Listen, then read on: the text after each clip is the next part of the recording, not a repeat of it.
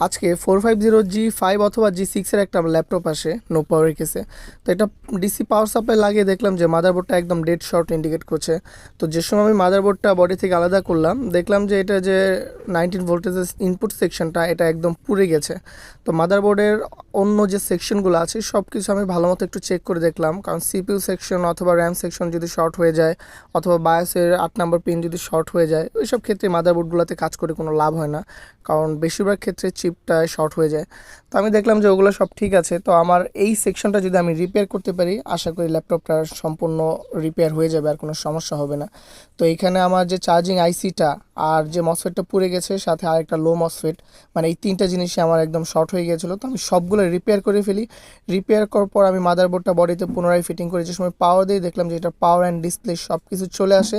তো পরবর্তীতে আমি ল্যাপটপের মোটামুটি চালিয়ে সব কিছু চেক করলাম। চেক করার পর কাস্টমারকে আমি ফাইনালি ডেলিভারি দিয়ে দিই।